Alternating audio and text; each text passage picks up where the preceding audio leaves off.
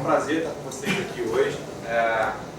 Eu estava falando com a professora Evelise, dessa vez, depois de talvez 5 ou 6 anos que eu trabalho, eu já faço essa atividade aqui, talvez esse seja um dos momentos mais confortáveis assim, que eu tenho para apresentar o que eu vou apresentar para vocês, assim, falando um pouco do mercado de trabalho, né? Falando um pouco de novas tecnologias. Talvez alguns de vocês conheçam um pouco mais das tecnologias que eu vou estar falando do que eu. Eu vou colocar um pouquinho do meu ponto de vista, o que vocês tiverem a acrescentar é sempre muito bem-vindo.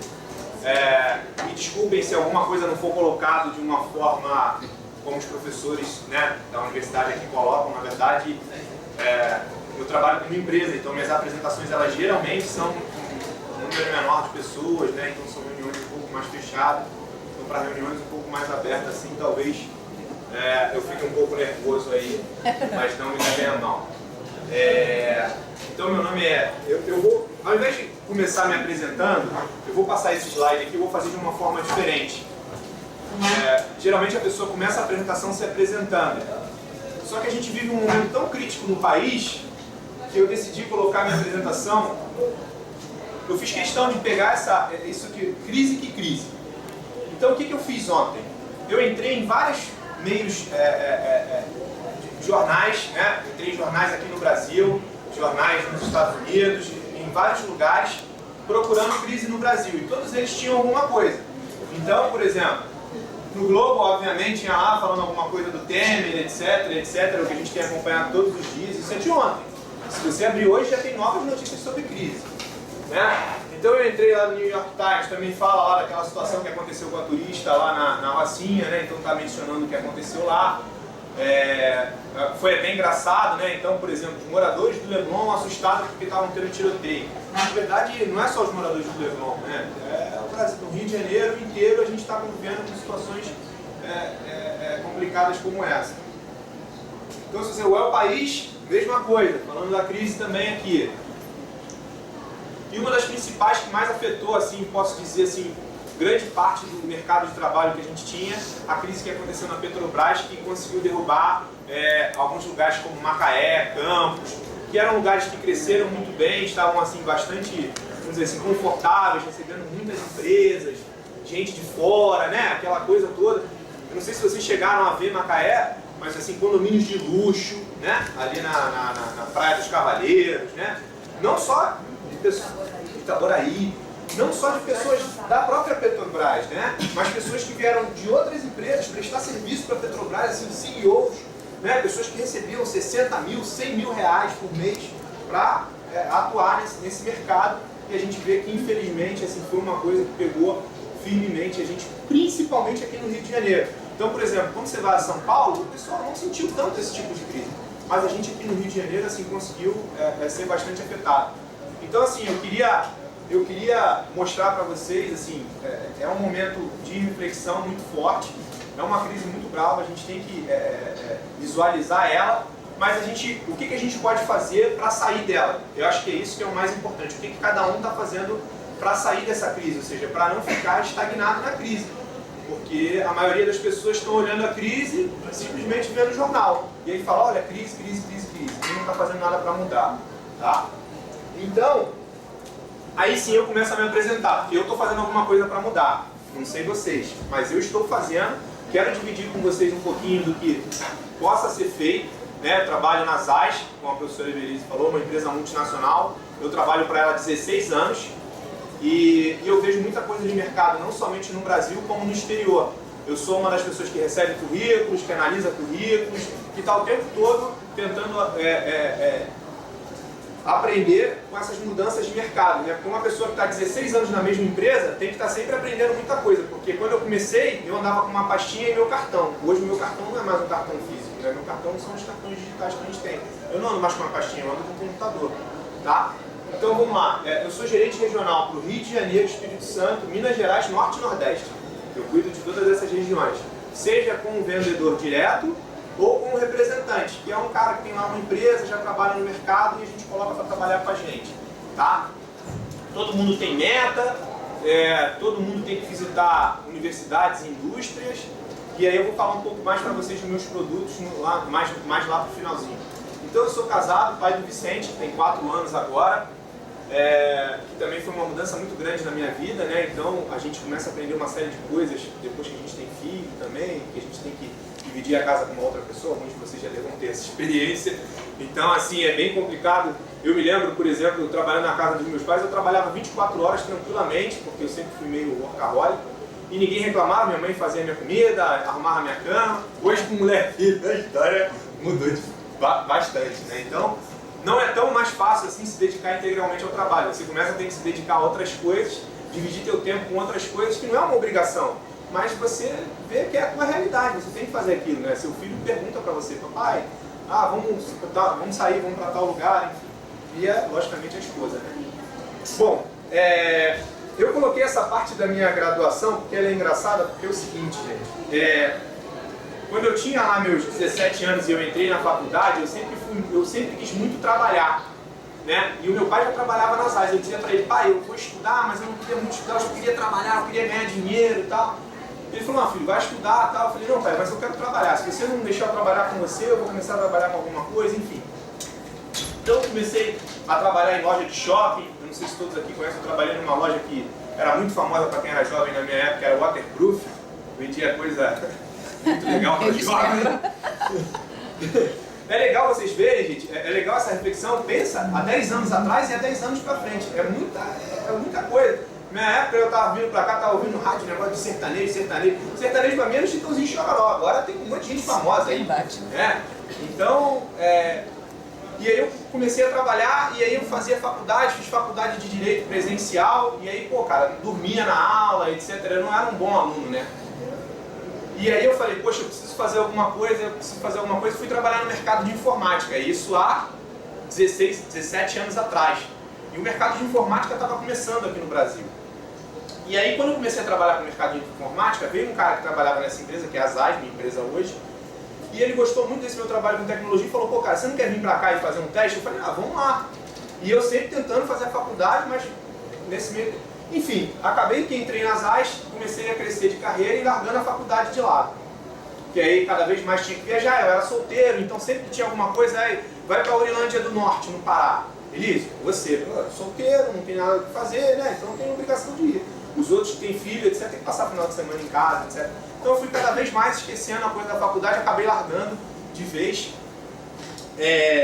O que não foi muito, foi bom, mas não foi muito bom, porque eu vou confessar uma coisa para vocês pessoalmente, assim, eu sempre trabalhei muito na universidade, na indústria, né? Então eu passo meus dias, geralmente assim, eu estou na UFRJ, então você fica na UFRJ, eu fico lá, eu pareço um aluno ou um professor.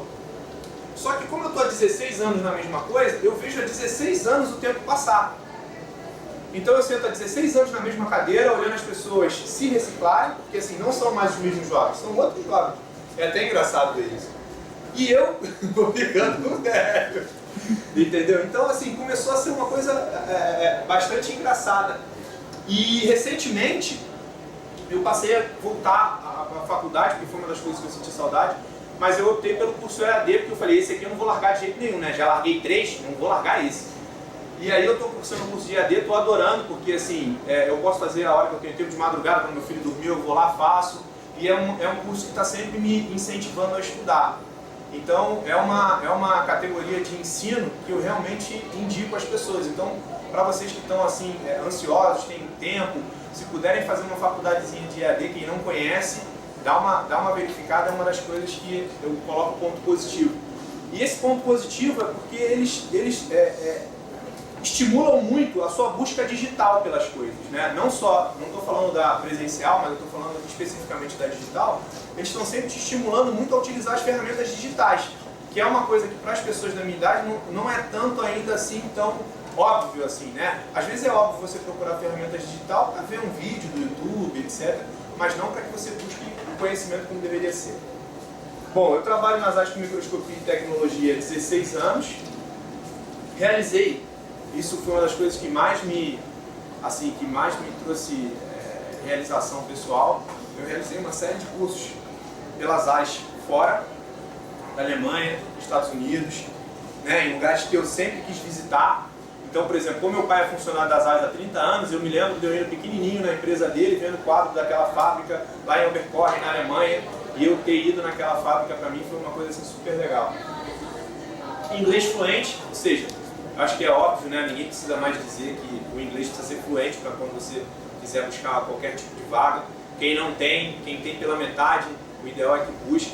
Hoje tem uma série de coisas, tem digital, não digital, hoje é muito mais fácil viajar, né? Há 15 anos atrás, eu me lembro quando você falava numa viagem para o exterior, era uma coisa assim muito fora de alcance, né? Uma coisa muito difícil. Hoje em dia é mais fácil, né? Dá para fazer um mochilão bem legal. Tem gente, por exemplo, eu vejo muita gente largando aí, ficando pelo menos um ano nessa coisa de mais um mochilão, assim, de aprender o inglês lá fora. Hoje está muito mais aberta essa oportunidade, é uma coisa que eu também super indico. Meu filho estuda em escola bilíngue já, preparando para isso. Foi uma coisa, gente, aí por que eu sou tão preocupado com isso? Porque meu pai trabalha na mesma empresa e não fala inglês. E o meu pai é técnico, ele é feliz, mas ele é técnico a vida dele inteira. Então pensem em vocês, eu trabalho em menos da metade do tempo que eu trabalho do meu pai, eu já sou um gerente. E o meu pai trabalhou a vida inteira na empresa, dedicou a vida dele inteira e ele continua a mesma função que ele entrou na empresa. No final das contas, isso não é muito bom para ele, não. Eu posso dizer para vocês que depois, quando a gente conversa fora do trabalho, ele está sempre dizendo para mim que não é muito interessante, que ele gostaria realmente de crescer mais. E aí hoje, como ele já passou um pouquinho, ele fica mais feliz com o meu crescimento do que com o dele. Mas você vê o quanto é importante ter o inglês. Hobby, né? Então todo mundo tem direito a ter seu hobby. Gente, hoje a empresa não é mais aquela empresa que você tem que ser só workaholic. Você pode sim ter o seu hobby. A sua saúde ela é importante, tá? Eu tive um período, a gente teve um período dentro das áreas, dentro de várias empresas, a gente passou por um período onde as pessoas meio que não ligavam muito para isso, só que hoje isso é muito importante. Para vocês terem uma ideia, as empresas hoje, elas te oferecem um plano de saúde, a minha oferece. O meu plano de saúde, ele me obriga a ir um psicólogo, nutricionista, nutricionista, e eu, como apareceu um problema de pressão, não sei porquê, né? Também para verificar a pressão. Então, eu sou obrigado a ir. Então, eu posso sair da empresa para visitar esses médicos porque eu estou sendo rastreado por uma série de médicos. Por que eles fazem isso? Eu não sei se vocês são ligados à medicina, eu já vi. Vocês sabem quanto custa um stent de coração? Não sabe, né? Tem gente que coloca 3, sabe? Caro, né? Então, custa de 15 a 20 mil reais se for o medicinal lá. Meu pai acabou de colocar 3. Se não fosse pelo plano de saúde, ia ser bem difícil a gente colocar. Só o stent. Não estou falando da operação, não estou falando da internação, não estou falando de nada disso. Então, vejam bem, para os planos de saúde, é muito mais interessante que vocês cuidem da saúde de vocês do que vocês tenham que colocar um stent ou algumas outras cirurgias que não são nada fáceis.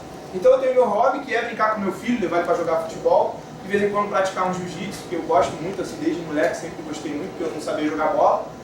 E aí me expulsaram do jogo e aí eu fui decidir fazer um pouquinho de luta. E é uma coisa que é super legal, treinei com o Flávio Canto, é uma coisa que eu gosto bastante. Meu sonho, né? Eu também sou ser humano, não só trabalho, não só tenho filho, não só tenho esposa, existe o Elísio aqui dentro. Eu tenho um sonho, que é um sonho que eu estou trabalhando para isso, que é trabalhar um período no exterior.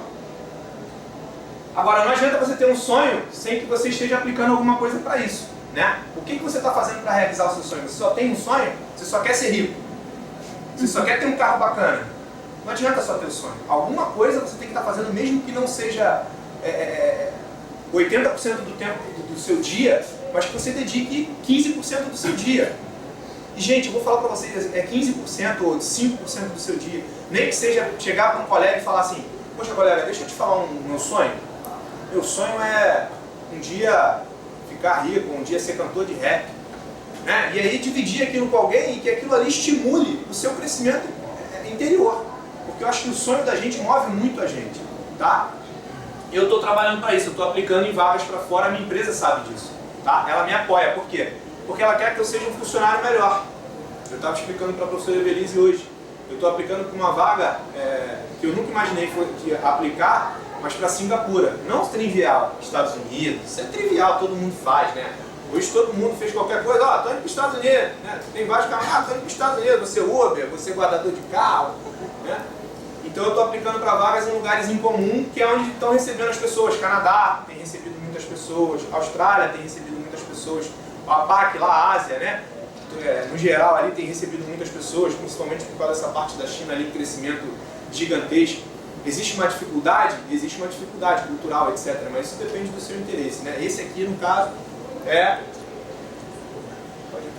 Esse, no caso, é um pouco do meu sonho e o que eu estou fazendo para realizar do meu dia a dia como gerente, né? Bom, aí, gente, eu vou falar do LinkedIn. Vocês conhecem o LinkedIn aqui? Todo mundo conhece? Levanta a mão quem conhece, por favor. Ou todo mundo conhece. Todo mundo usa bem o LinkedIn? Não. Vocês sabem para que serve o LinkedIn? Não uso nada bem. Vocês sabem para que ele serve? Nada bem. Como é que... Bom, contato com pessoas e tudo isso também. Alguém tem alguma diferente disso ou acho que tudo é isso? Linkar pessoas, né? Porque aqui ele está linkando pessoas no mundo todo. O LinkedIn não é só isso. Eu também descobri isso recente. Porque eu era uma topeira em informática, até meu filho nascer. Tá? Então eu também sou bem recente utilizando o LinkedIn e eu descobri muito mais coisas. O que eu descobri no LinkedIn? Possibilidade de se conectar com pessoas no mundo todo. Pessoas em comum, logicamente, você falou muito certo. Gerenciamento de novas oportunidades. Então o que é isso? Gerenciar oportunidades que estão no seu mercado. Porque a partir do momento que você se conecta com pessoas que têm o mesmo interesse que você, vagas do mesmo interesse também vão estar aparecendo na sua rede. Se você é um gerente, vai aparecer um montão de vaga de gerente, né? Tem uma coisa muito engraçada, eu gosto muito de boneco, eu tenho um quarto de boneco, meu filho ainda não entra em 100% dele não, só deixa ele mexer em 80%. Mas eu acho muito legal Disney, etc. Recentemente apareceu uma vaga para mim, para gerente na Disney. Olha que surreal, cara. Eu sou gerente, apareceu uma vaga de gerente. Para Disney, que eu adoro, ou seja, se eu pudesse eu ia todo ano. Não todo mundo que divide a mesma opinião que eu, mas eu digo assim, para você ver como é que os interesses estão todos linkados ali. E eu achei fantástico, eu falei assim, que vontade de votar, né? Bom, marketing pessoal, gente, hoje em dia não adianta. As empresas fizeram uma coisa, que eles fizeram o quê? Eles começaram a economizar custo e mandaram vocês para casa. Vocês já ouviram falar de home office, né? Eu trabalho de home office. Só que aí o que acontece? Como é que vocês fazem para medir um funcionário que trabalha de home office? Será que é só com que ele vende no final do ano? E com a crise? Ferrou. Teve crise. Ninguém vendeu nada. E é assim que você está medindo seu funcionário? Então você precisa do seu marketing pessoal. Você precisa estar divulgando nas ferramentas digitais, não somente o LinkedIn, vocês precisam tomar cuidado. Por exemplo, se você trabalha com uma empresa, teve uma reunião, por exemplo, eu tive uma reunião importantíssima na Casa da Moeda. Aí eu saí da Casa da Moeda, fui lá no meu LinkedIn, tirei uma foto lá na frente da Casa da Moeda e botei. Meus concorrentes, opa, a Casa da Moeda está comprando, vou para lá. A mesma coisa se eu sair de uma reunião importante na UFA, a mesma coisa se eu sair de uma reunião importante na Petrobras. Então a gente precisa tomar muito cuidado com esse tipo de ferramenta. Então essa não é a ferramenta para você postar tudo, você tem que saber como você faz o seu marketing pessoal. Tá? Estímulo emocional e profissional através de feeds. O que é estímulo emocional e profissional, gente? O próprio nome já diz. Hoje, cada vez mais as pessoas que trabalham, vocês estão vindo da universidade, mas as pessoas que estão no meio corporativo, elas vivem, e você vê isso constantemente, não só no LinkedIn, a gente vê isso, estresse, depressão, não sei o que, não alcanço meus objetivos, etc, etc, etc, etc. Então, as empresas, elas também estão investindo nessa parte, que é a parte de saúde do funcionário. Né? Então, por exemplo, você vê hoje no LinkedIn, se você seguir umas pessoas legais, vão ter todos os dias coisas interessantes para que você, quando você comece o teu dia, que você tenha assim, bons ensinamentos, entendeu?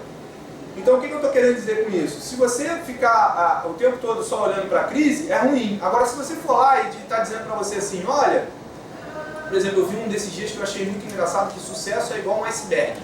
Vocês já viram como é que é o iceberg? Fica só uma pontinha para cima e embaixo porque ele é elevação grande. A pessoa que está do lado de fora só olha aquela parte de cima, ela não olha o que está embaixo d'água. Então, por exemplo, ela não sabe que embaixo d'água está um monte de coisa que você passou, um monte de noite que você não dormiu, um monte de preocupação que você teve, uma série de coisas. Então, o lado emocional hoje está cada vez mais envolvido com os negócios. E ele também está envolvido com o seu crescimento profissional, com a capacidade que tem em você de levar uma reunião, porque assim, uma coisa, gente, é eu vir aqui trazer conhecimento, trazer um pouco do lado da minha vida, não é conhecimento, vamos dizer assim, estou dividindo com vocês, e vocês estarem interessados, que vocês têm que estar aqui é a matéria. Agora, uma coisa é você tentar vender um produto para uma pessoa que às vezes não quer comprar o seu produto. Entendeu? Para uma pessoa que às vezes não tem tempo para te receber. Né? Pensa você, às vezes você chegou lá, vamos dizer, um médico importante lá, tem vários médicos aí assim, às vezes você marca uma reunião com um cara às 8 horas da manhã, aí você chega lá, 7h45, né, todo pronto, arrumadinho, fica lá sentado esperando ele, aí dá 8, 9, 10, 11, 12, 1, 2, aí você pergunta para a secretária, Pô, mas ele vai me... Não, ele vai receber hoje. Aí chega no final do dia e fala, não devo, tem uma cirurgia aqui, eu tenho que sair, não vou poder te receber não. Não, mas eu queria te apresentar 2 minutinhos. Não posso te escutar não. Então como é que você vai lidar com isso emocionalmente? Entendeu?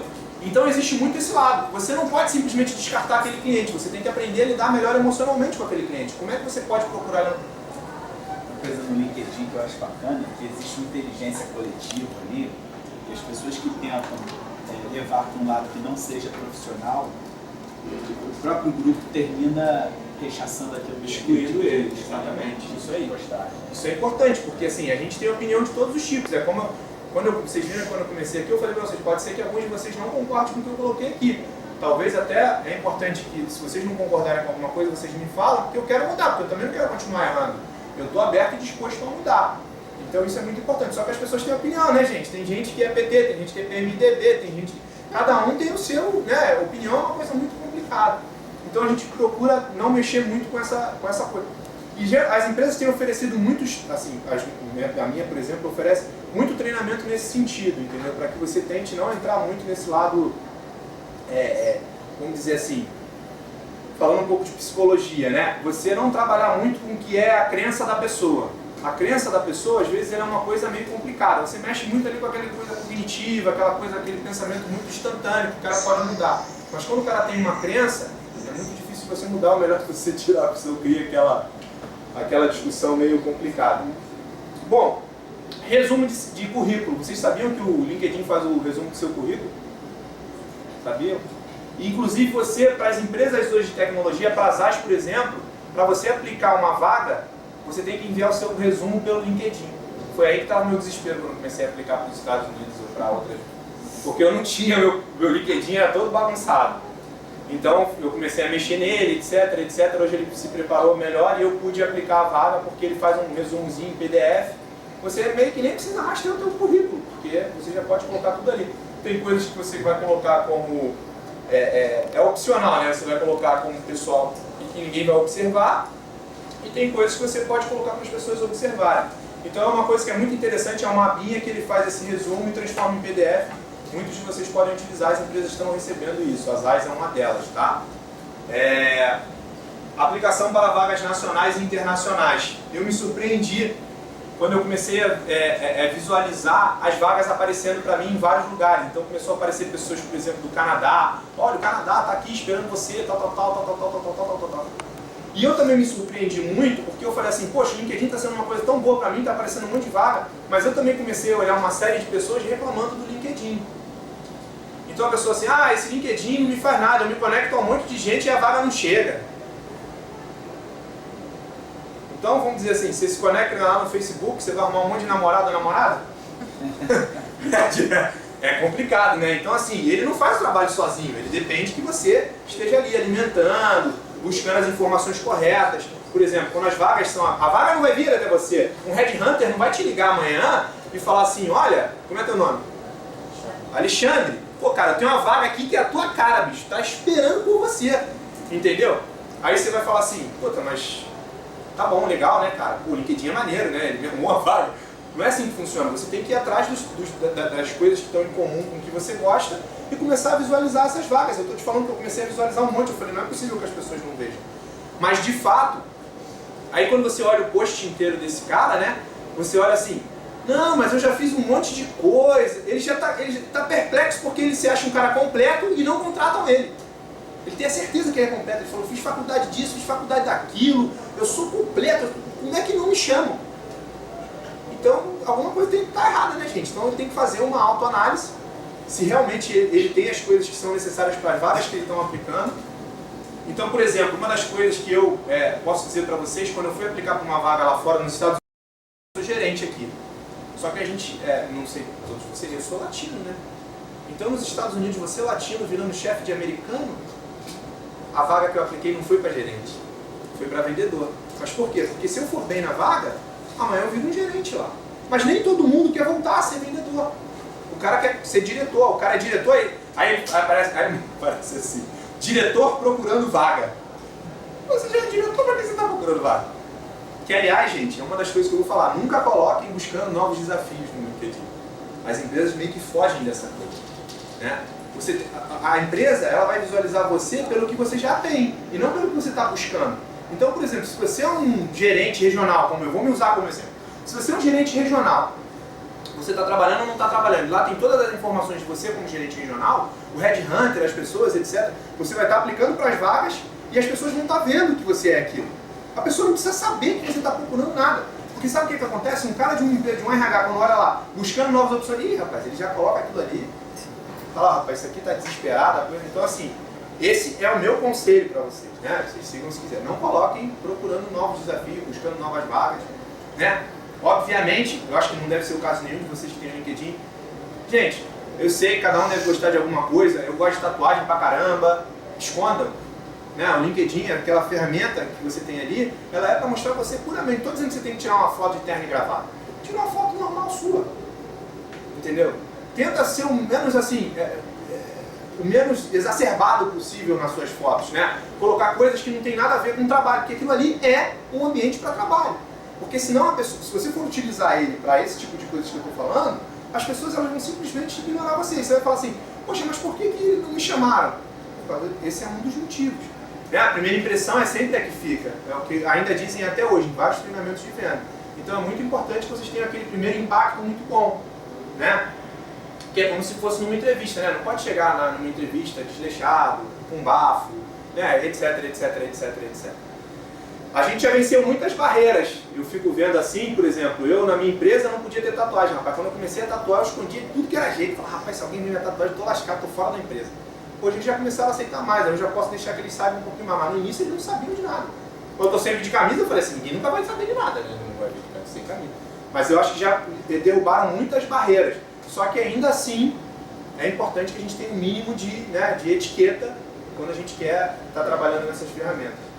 E as empresas cada vez mais utilizando. Eu posso dizer para vocês que a Zais hoje, 80% das vagas dela é via LinkedIn, tá? Sem sombra de dúvidas. Então eu considero, não ganho nada deles lá, mas eu considero uma ferramenta muito importante. Ou seja, Go Digital ou Go Home. É isso. Né? O LinkedIn ele basicamente é isso. Outras ferramentas digitais, porque aí eu fui pensando, vocês talvez conheçam mais do que eu, não conheço tantas. Mas, por exemplo, o Skype. Como é que começou o Skype? Você viajava, ia lá para o exterior.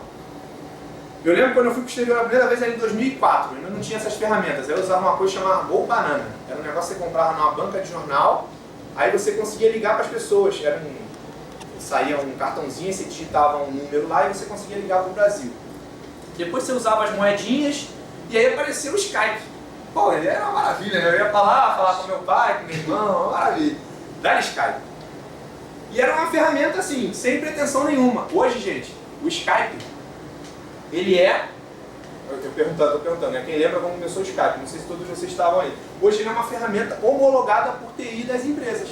Ou seja, a minha empresa, todas as teleconferências que ela realiza é via Skype. Se eu for ter amanhã uma reunião com um membro do board da Zais da Alemanha, é via Skype. Ou seja, sabe o que é de mais legal nisso? Às vezes a gente olha uma ferramenta nova e aí fala assim, eu não estou interessado em usar Skype, eu não quero falar com ninguém. Mas você nem foi lá testar para saber se aquilo ali é interessante. Aí amanhã você vai fazer uma entrevista de trabalho e o cara fala assim, você sabe usar o Skype Business? Não, eu sei que existe, mas não sei o que é não.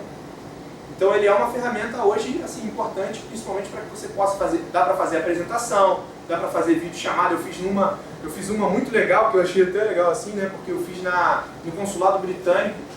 Esses consulados eles estão sempre convidando as empresas para que a gente consiga vender mais e não abandone o país, né? E eles consigam exportar coisas para o país. E aí eu fiz uma reunião que era via Skype, só que eles tinham uma câmera grandona e aí você consegue filmar a sala inteira. Então as pessoas, conforme vão falando, parece que você está falando no mesmo lugar que a pessoa, via Skype também. Então assim, eu vejo como uma ferramenta muito poderosa. Ele é pago? Não, só você baixar. Não for business. Não, eu uso ele, deu o cadastro normal, nada disso. Faz um cadastro, baixa o aplicativo. Porque o For Business eu acho que entrou só o residencial, hoje provavelmente você faz as mesmas coisas, né? Não sei se o tráfego de informação é o mesmo, mas é o tipo da coisa que é importante a gente dar linkado para conhecer, porque as empresas hoje, você vai fazer uma entrevista, vai fazer uma coisa, o cara vai te perguntar se você está ali. Aí você pergunta assim, poxa Eliseu, mas é meio trivial esse negócio aí, cara. Eu acho que eu sei usar o Skype, cara. O que você está falando? Gente, eu tenho funcionários Eu tenho funcionários. Vou contar a história para vocês. Tem um funcionário engraçado, ele tinha até o pessoal chamava lá ele no negócio. E aí ele foi fazer uma reunião, ele era todo desleixado, né? Ele era um grande vendedor. O grande vendedor, ele é sempre igual o Romário, né? Ele não queria treinar, o Romário falando do Romário. Talvez. E aí, já velho, já não está jogando mais, já virou deputado.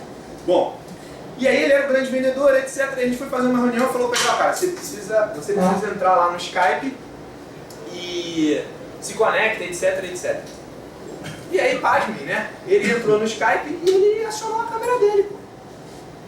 A sorte é que ele em nenhum momento fez nenhum tipo de, vamos dizer assim, de traquinagem que deixasse ele numa situação constrangedora.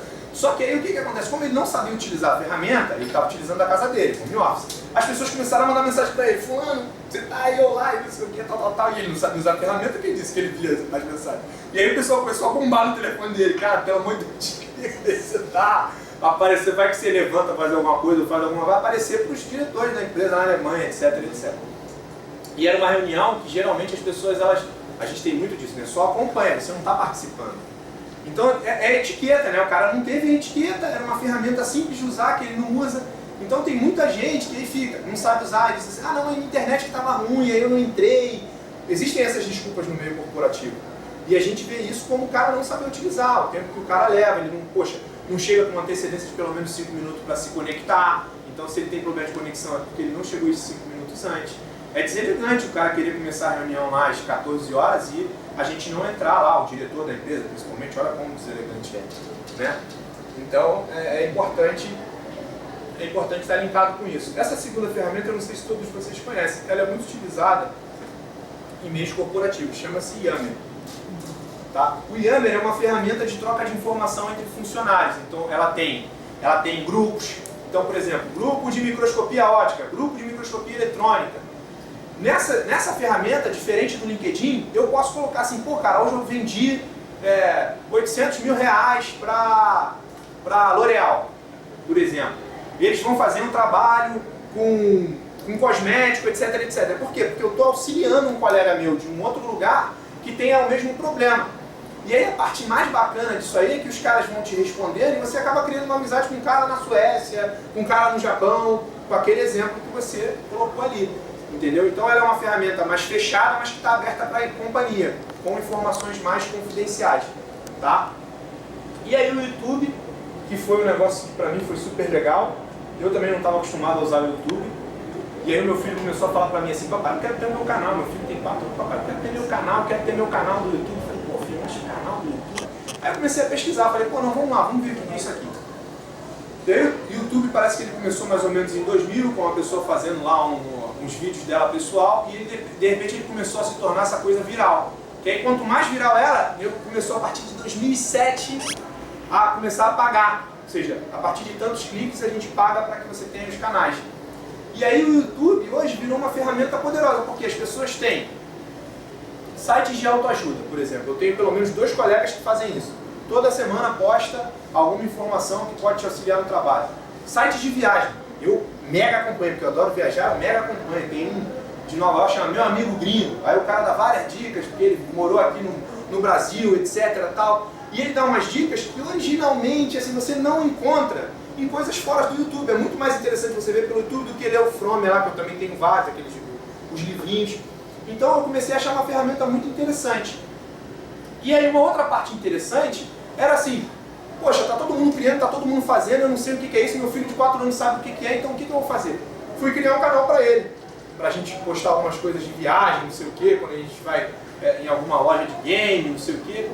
Não só para ele, mas para mim também aprender, porque para mim foi um aprendizado muito grande, colocar aquela coisa no ar, como é que faz, etc. Parece trivial para todo mundo, mas para quem veio da época que eu venho assim, não é tão trivial assim. Então começou a ser uma coisa legal, comecei a me interessar e comecei a pesquisar bastante. Então eu achei tem muita coisa hoje que me ajuda, principalmente de autoajuda no YouTube, que eu utilizo no meu dia a dia, sabe? Às vezes até eu vejo muita coisa pelo LinkedIn e vou abrir lá no YouTube. Esses dias, por exemplo, mesmo eu achei um que era uma fundação no Chile, sei lá, chama Value for Life. E aí diz vários exemplos que você deveria fazer no dia a dia para que o seu dia seja melhor, né? Como dar às vezes um bom dia, né? Como às vezes fazer uma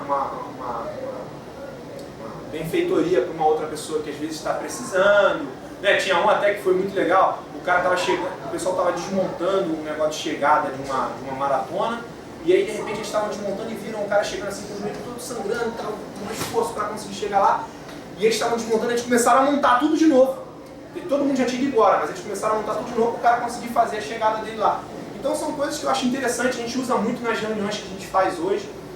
A gente teve uma reunião de inteligência emocional, umas 2 semanas na empresa, muita coisa utilizada do YouTube também, com pessoas que já são meio que dominam o assunto no mercado. Então passou a ser uma ferramenta muito importante, né? Eu acho que é interessante que as pessoas utilizem aí. Tem essas ferramentas do canal que eu achei super legal, assim, eu utilizo muito, e aí agora meu filho utiliza um pouco mais. Eu coloquei uma coisa meio trivial ali, talvez vocês falem assim, pô cara, mas isso é meio trivial, mas eu me perguntei quando eu comecei, assim, isso veio de 1 ano e meio, 2 anos para cá, essa minha sede maior assim, por tecnologia, de o que significa web feed. Não sei se todo mundo sabe, né? O feed que a gente encontra muito, esses feeds aqui, etc. Em inglês é alimentar, né? É um formato de dados usado em forma de comunicação com conteúdo atualizado frequentemente. Ou seja, então para o cara que não tem tempo de ficar procurando em várias coisas diferentes, ele vai ali nos feeds. Por quê? Porque o feed informa para ele tudo o que está acontecendo. No próprio LinkedIn, por exemplo, no dia que aconteceu aquela situação lá em Nova York, lá que o maluco jogou um caminhão agora recente, estava lá. Então assim, você pega pequenas coisas do dia a dia só olhando ali, como o jornal faz um pouco, né? Esses jornais que a gente entra hoje na internet, aquilo ali não deixa de ser uma forma de feed também. Você entra lá, meio que já sabe tudo o que está acontecendo, não precisa mais ler aquele jornal inteiro, né? Ninguém mais compra o jornal inteiro para fazer. A não ser de economia, que eu ainda vejo chegar alguns lá no meu prédio. Então assim, a gente também saber um pouquinho mais do que é isso, que é uma coisa que hoje se utiliza muito, né? Porque a gente quer muita informação, mas às vezes a gente não está nem ligado muito assim com a quantidade e qualidade, né? A gente quer ler meio que o que está acontecendo.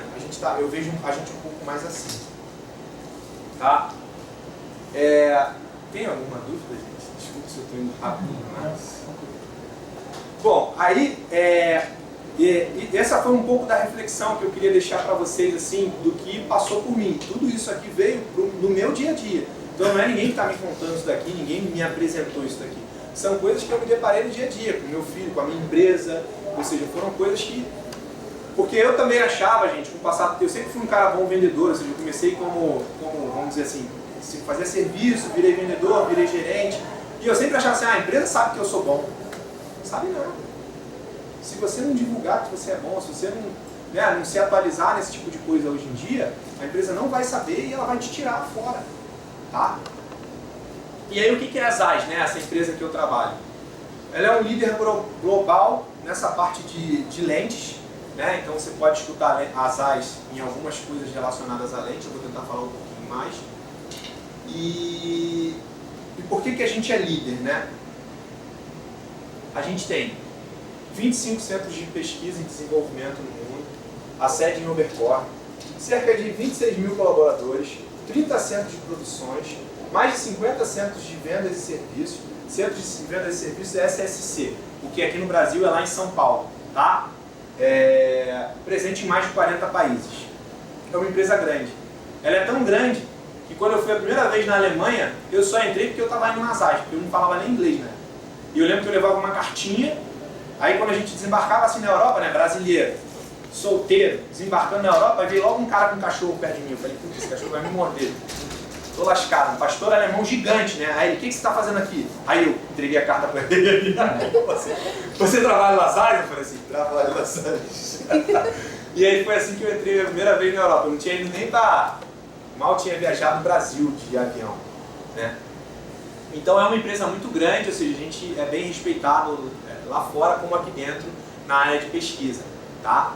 E alguns desses, quando eu digo que participei de alguns desses treinamentos, foram nesses locais, né? Hoje tem em Munique, tem um lugar muito legal lá nos Estados Unidos que se chama Peabody, que a Amy fez, eu não sei se alguns de vocês, é meio antigo o filme, mas alguém lembra do filme chamado Bruxas de Salem?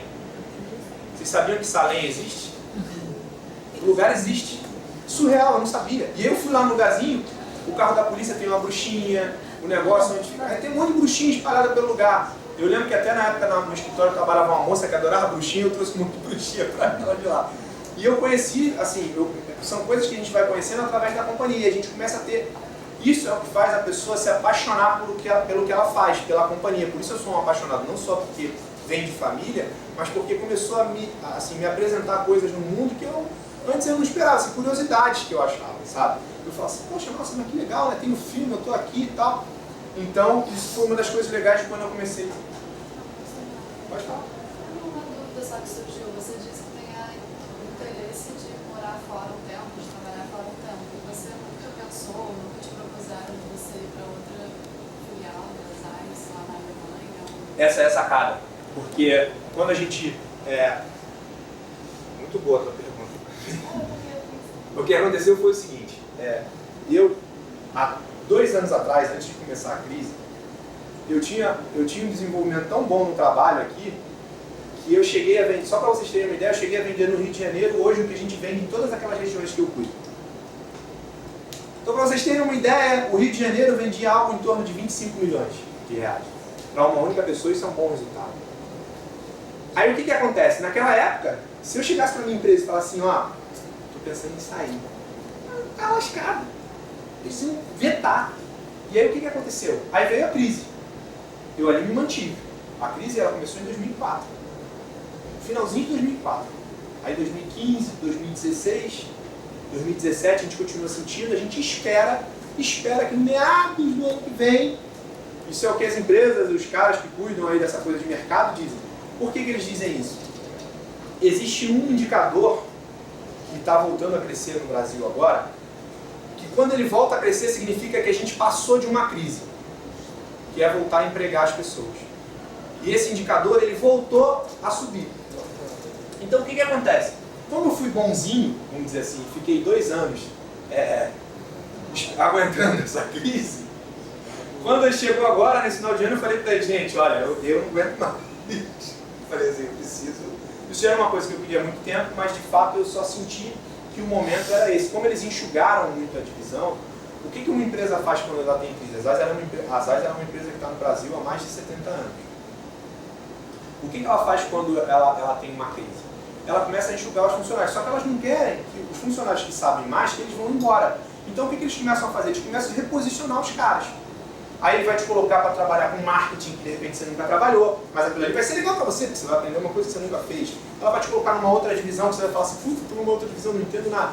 Mas você vai aprender alguma coisa, porque naquele momento de crise, você vai falar assim, poxa, Elisa, você vendia uma coisa legal. Você acha que a ZAIS da Alemanha estava preocupada com aquele meu número? A ZAIS da Alemanha é preocupada com a marca. Por quê? Porque ela tem investidores no mercado. Então, me perder, para ela não significa muita coisa. Mas eu fazer alguma bobagem no nome dela aqui significa. Porque se cai alguma coisa, por exemplo, numa rede, né, num noticiário, e as AIS perder pontos lá de investimento, aquilo sim vai fazer diferença para ela. Tá? E aí eu só me senti à vontade, vamos dizer assim, coragem, uma série de coisas que você possa ver, esse final de ano de comunicar a empresa e pedir esse auxílio dela. Porque se eu não tivesse esse auxílio dela, eu teria que fazer por outras formas, né? Então eu não poderia aplicar uma vaga. Não é nada legal você aplicar uma vaga sem que o seu supervisor direto saiba. Então só para você ter uma ideia, eu já tinha tanto conhecimento lá fora, porque né, tantos anos de empresa, que as vagas que apareceram, eu nem estou procurando na internet, na verdade estão sendo colegas de fora que estão me indicando para as vagas. E aí para mim está sendo um jeito muito mais fácil, entendeu? Então já estou entrando nas vagas meio que indicado. E aí começou, só que aí tem um outro problema, né? Porque aí você fala assim, poxa, mas eu vou sugerir vaga para os Estados Unidos, né? Eu quero ir para Califórnia, quero ir para São Francisco, né? Pô, quem não quer ir para São Francisco? E aí começou a aparecer um monte de lugar que eu parecia agora. Austrália, Singapura, eu falei, cara, tô lascado, né? Só que aí nesse momento você vai falar o quê? Não pode falar nada, né? Você tem que aceitar. Como na verdade uma das únicas coisas que eu pedi foi que fosse países de língua inglesa, por motivos pessoais, eu falei, olha, eu queria só país de língua inglesa. Então meio que tudo que aparecer nesse mercado tá aparecendo. E aí, por incrível que pareça, eu comecei a pesquisar essas coisas na Ásia. No meio de negócios, a maioria das pessoas usam só inglês. Então, o mandarim, por exemplo, não é um problema. É uma coisa até que, na verdade, você vai poder aprender no futuro. Entendeu? E assim, talvez vocês conheçam, né? Mas Singapura é um lugar que a maioria das pessoas que estão lá são de fora, por exemplo. E eu comecei a me sentir confortável. Falei, pô, então beleza, show de bola, vamos nessa. Tem Canadá, que também dizem que é bem legal, tem problema um pouco mais de temperatura, né? Que em alguns lugares lá sente um pouquinho mais de frio. Mas são lugares que estão muito preparados para receber a gente, sabe? Os Estados Unidos também é. Eu acho que o problema maior dos Estados Unidos, assim, nessas aplicações que eu fiz, eu me senti um pouco incomodado, assim, você aplica a sua vaga, manda seu currículo, etc. Aí quando você acha que você vai finalizar, clicar para finalizar, eles fazem uma pesquisa de etnia, sabe? E é onde eu comecei a falar assim, poxa, mas então eu vou ter que... Aí eu comecei a entender porque muita gente começa a pegar, ir lá atrás para ver o avô Portuga, né? Que a gente fala, meu avô orelhudo, não sei o quê, cabelo na orelha. Aí eu começo a pegar, começar a pegar o passaporte. E a minha mãe até ficou toda boa, falou, poxa, que bom que eu vou poder, né, também fazer meu passaporte, não sei o quê, relembrar do meu pai e tal, não sei o quê. E aí eu comecei a ver assim, o quanto a gente podia ter crescido mais. Eu fiquei triste até, porque a gente começa a se colocar, né, numa coisa que a gente fala assim, poxa, o mundo olha pra gente de uma forma um pouco diferente e tal. O que a gente pode fazer para melhorar um pouco isso, sabe? Eu me senti um pouco incomodado com isso, sabe, quando eu apliquei as vagas para os Estados Unidos. E aí, apesar de ser uma das opções para mim, foi uma opção, assim, meio que eu comecei a descartar um pouco mais, que eu comecei a pensar com meu filho, caramba, vai estar lá, se realmente eles têm todo esse... Se realmente eles têm tudo esses... esquivam bastante, assim, talvez seja melhor a gente ficar num lugar diferente, sabe? Que receba um pouco melhor, como o Canadá, por exemplo. Meu filho estuda na Maple Bear, né? E aí, pô, é super legal a escola, você vê como eles... Você já paga uma taxa, se seu filho quiser estudar lá, tal. Portugal mesmo tem recebido muitos brasileiros, tem um colega recente que foi para lá. Então, assim, na Europa ainda recebe muito brasileiro, a Alemanha mesmo, a Alemanha é show de bola, o problema é o alemão, né? Mas assim, é show de bola. E aí eu comecei a pensar também com outros olhos, né? Porque acho que a primeira coisa que vem na nossa cabeça, eu, por exemplo, né, pô, tatuado de Harley Davidson, não sei o que, vou para os Estados Unidos, né, show de bola. E aí eu comecei a falar assim, não, talvez não seja a melhor opção. Eles, assim, se você olhar os resultados, vou mostrar um pouco para vocês os resultados das áreas dos Estados Unidos é uma coisa assim absurda, os caras vendem pra caramba, sabe? Você começa a falar, mas aí também você tem que pesar outras coisas, né? Hoje eu tenho família, etc. Eu não vou, tipo assim, se eu fosse solteiro, constituir uma família lá, talvez mais fácil, mas a minha família latina toda indo pra lá e tal, eu comecei a ficar um pouco assustado com esse relatório que eles passam pra você, perguntam um monte de coisa pra você, sabe? Você já fez passar de um visto para os Estados Unidos? Pedido. Eles fazem várias perguntas, assim, você tem alguém muçulmano na sua família, eles vão perguntando várias coisas. Isso, aí, assim, já começa por aí, mas imagina você ter uma vaga de emprego que você já está super nervoso, você vai morar, né? Aí super nervoso, mas aquilo ali não significa que você vai morar, porque para você morar lá é diferente, eu não sei se vocês já sabem. Vocês sabem como é que uma pessoa pode trabalhar nos Estados Unidos, por exemplo? Como é que você consegue visto para trabalhar nos Estados Unidos, vocês sabem? Nunca pesquisaram? Tem um amigo que teve que provar para o governo norte-americano, não tinha nenhum americano na qualificação dele desempregado, aí ele conseguiu. Isso aí. Basicamente, assim, em linhas gerais, o que você disse é o seguinte, para você hoje trabalhar nos Estados Unidos, ou você é um cara tipo, com doutorado, pós-doutorado, não sei o que lá, ou que você tenha pelo menos 12 anos de conhecimento numa área muito específica. Tá? Então assim, ou você é aquele mega doutor, etc., que todo mundo quer você, o Nicoleles da vida, né? Vocês devem ter ouvido falar, o cara lá do Exoesqueleto, ele é cliente nosso também. Tem um centro gigante em Natal. Ou você é um cara tipo esse, e aí você consegue automaticamente seu visto, ou você tem um tempo de experiência, começa de 12 anos, né? Lógico que não adianta você ter 12 anos, é importante você ter 20 anos, 16 anos de uma experiência numa área que é muito complicada, que você acha lá fora.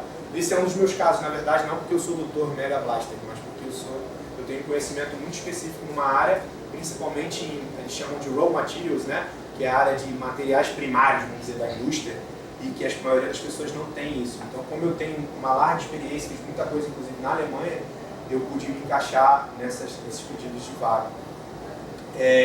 Agora, isso é um feeling muito pessoal seu.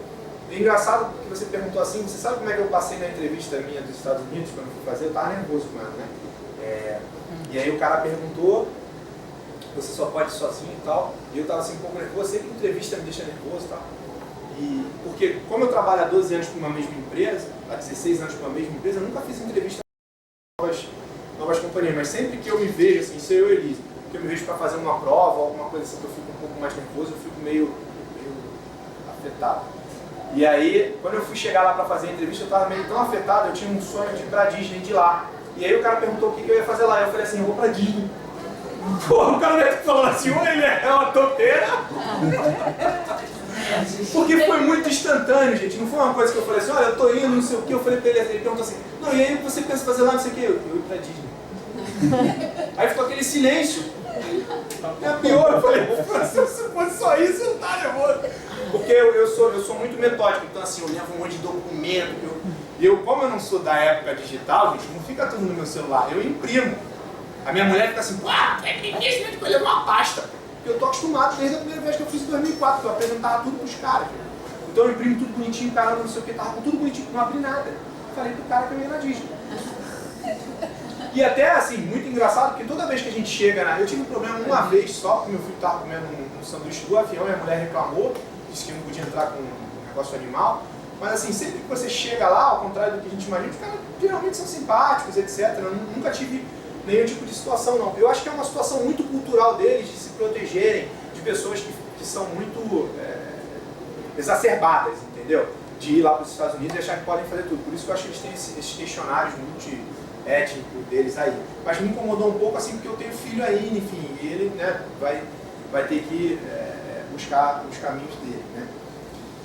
Mas não é nada fácil, né? Você convencer a família toda, minha mãe, meu pai, meu irmão. Meu pai trabalha na minha empresa e fala, ele sabe o que é melhor pra mim, mas ele, pô, mas aí como é que a gente vai se ver? Meu irmão não pega avião, então pensa, eu sou mega amigo do meu irmão. Ele não vai me ver. Ele já falou. Ele falou, ainda bem que tem o FaceTime, o Skype. Bom, então, só para vocês terem uma ideia, eu não quero entrar muito. Isso aqui são os business group da minha empresa.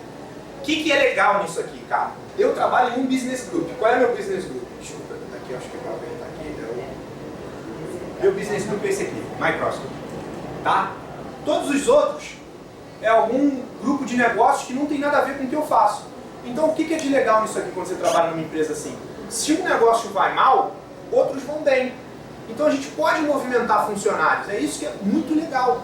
Então, por exemplo, hoje o negócio da microscopia não está indo bem porque o governo não libera grana. Mas, por exemplo, 1, 2, 3, 4, 5, 6 pessoas aqui dentro utilizam óculos. Provavelmente uma boa parte dessa sala vai utilizar óculos ou lente. Ou vai fazer alguma cirurgia relacionada a olhos. A gente tem uma divisão que chama de divisão Vision, que é uma das divisões que mais cresce.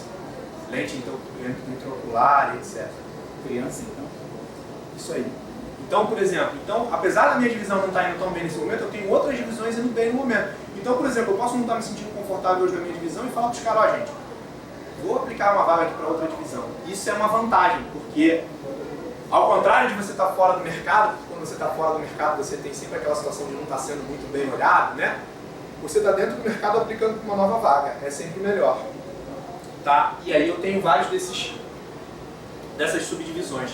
Eu vou passar um videozinho no final, que aí vocês vão poder conhecer assim, muito rapidinho cada dessas divisões, tá? Para não ficar muito maçante para vocês. Isso aqui é em números. Eu confesso para vocês que eu não sou o cara mega influenciador em números, eu não manjo muito, nem ligo tanto, porque na verdade eu estou mais preocupado com o nosso dia a dia na empresa, mas assim, em torno de... esse aí foi o último fiscal year, né, que eles chamam. O fiscal year de uma empresa nunca é de janeiro a dezembro, vocês sabiam disso? Geralmente o fiscal year de uma empresa ele quebra. O da minha, por exemplo, ele começa em novembro, vai de novembro a novembro. Tá? 1º de novembro a 1º de novembro. É esquisito isso, né? Porque você não olha de janeiro a dezembro, você olha de novembro a novembro. Então é uma coisa que também para mim foi novidade. Bom, cerca de 10% da nossa força de trabalho é envolvida em pesquisa e desenvolvimento. Pesquisa e desenvolvimento para as áreas é uma coisa muito importante. A gente gasta em torno de 435 milhões, ou seja, 10% do faturamento em pesquisa e desenvolvimento. Tem um faturamento de 4,8 bilhões de euros, com EBIT de 614. Vocês sabem o que é EBIT? São os ganhos. É o que a empresa, no final das contas, ganhou, ficou satisfeita.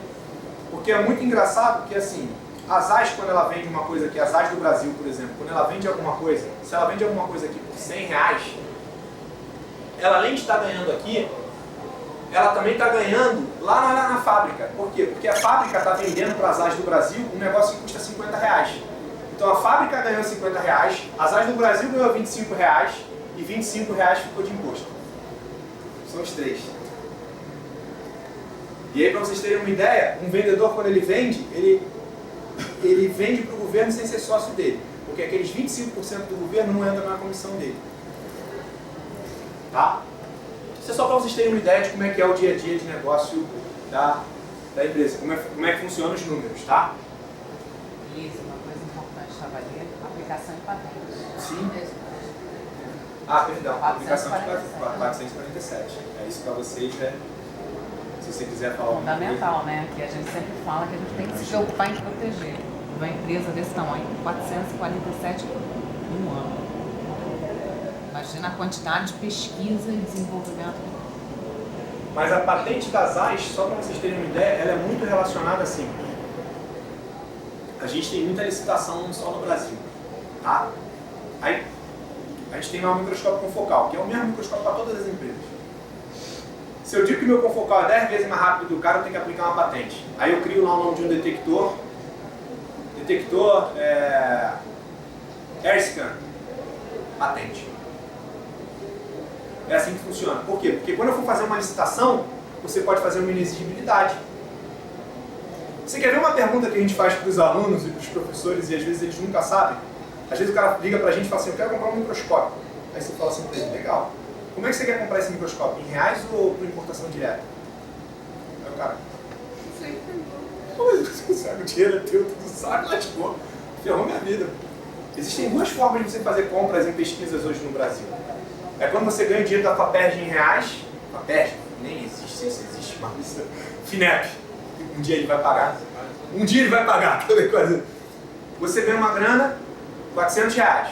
E aí você pode gastar R$400 no mercado brasileiro.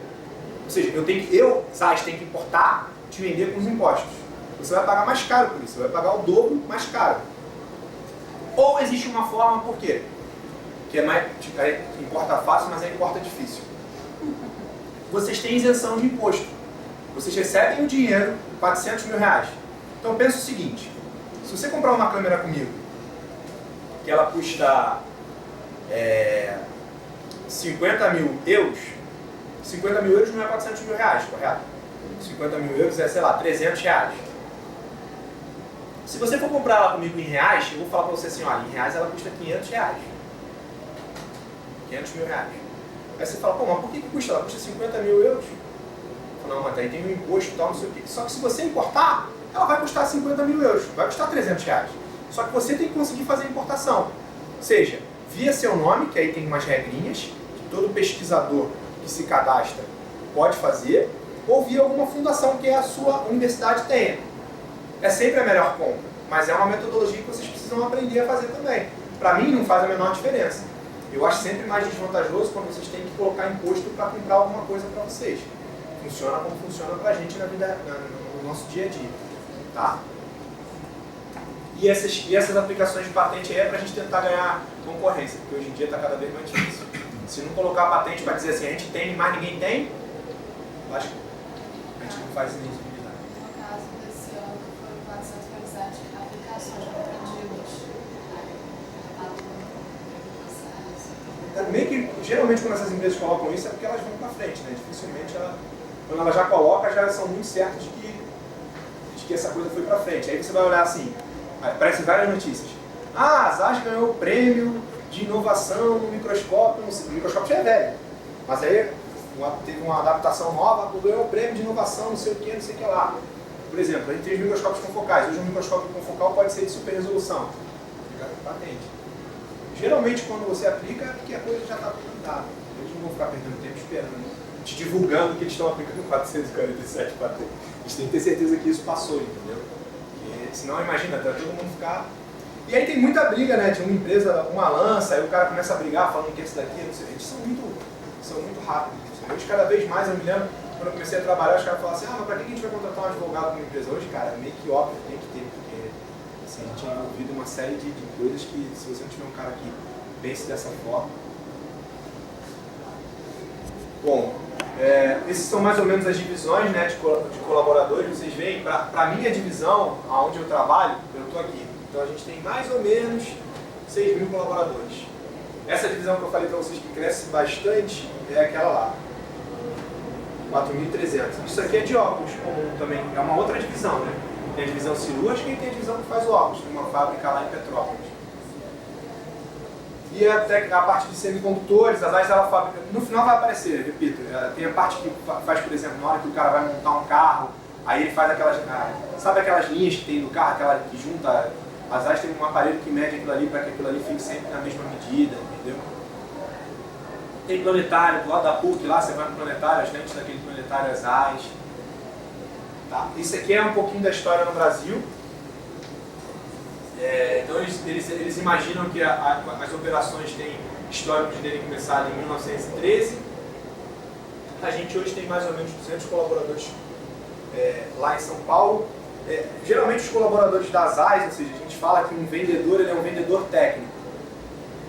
E aí é que está a grande sacada. Porque a gente fala assim, poxa, a AIS é uma empresa de tecnologia, o cara tem que sempre saber de tecnologia. Não era bem assim, sabe? Você tem que, a AIS ela é muito fã de uma tecnologia tradicional. Para inovação, ela é mais difícil, porque é uma empresa alemã, etc. Então, quando a gente fala em tecnologia, a gente fala de tecnologias tradicionais. Então, por exemplo, você vê a câmera digital, mas você não vê inovações como uma câmera digital do iPhone, por exemplo.